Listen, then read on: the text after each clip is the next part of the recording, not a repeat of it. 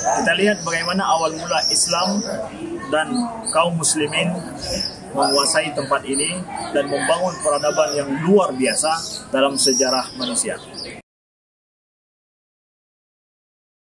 Assalamualaikum warahmatullahi wabarakatuh. Alhamdulillah hamdan katsiran tayyiban mubarakan fi.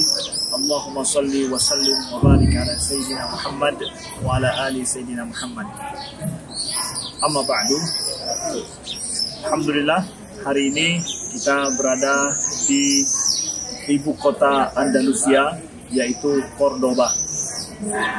Dan monumen yang paling terkenal di tempat ini dalam sejarah adalah Jami' Al-Qurtubah, yaitu Masjid Al-Qurtubah yang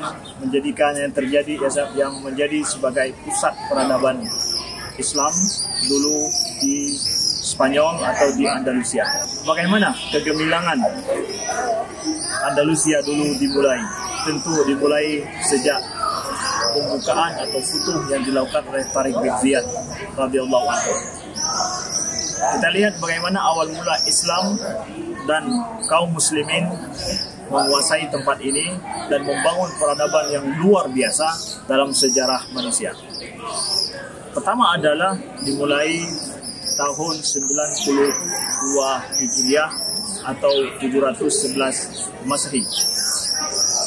Pertama sekali di daerah sini itu dikuasai oleh kerajaan Gotik.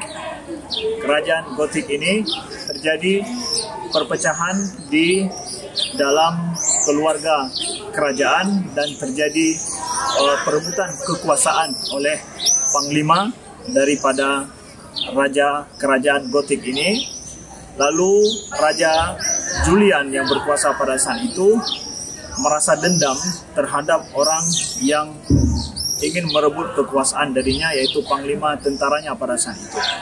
Lalu dia memberikan usulan kepada Tariq bin Ziyad dan Musa bin Usair yang berkuasa di Maroko ataupun Maghrib pada saat itu, yang merupakan kekuasaan Islam dinasti Umayyah, untuk berekspansi menuju Andalusia karena rasa dendam daripada Julian terhadap orang yang merebut kekuasaannya.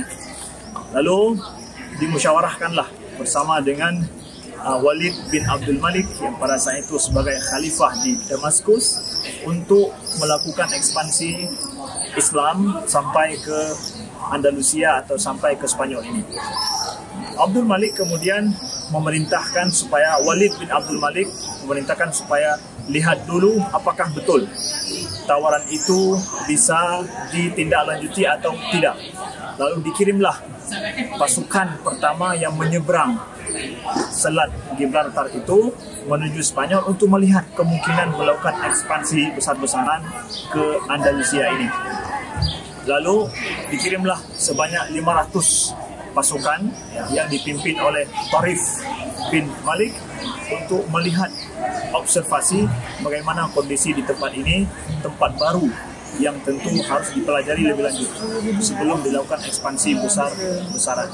Setelah dilihat ternyata positif, Raja Julian pada saat itu yang berkuasa, yang telah direbut kekuasaan di tempat ini, lalu dilakukanlah observasi dan dilihat kemungkinan untuk dilakukan, dan ternyata adalah positif, bisa dilakukan ekspansi di tempat ini.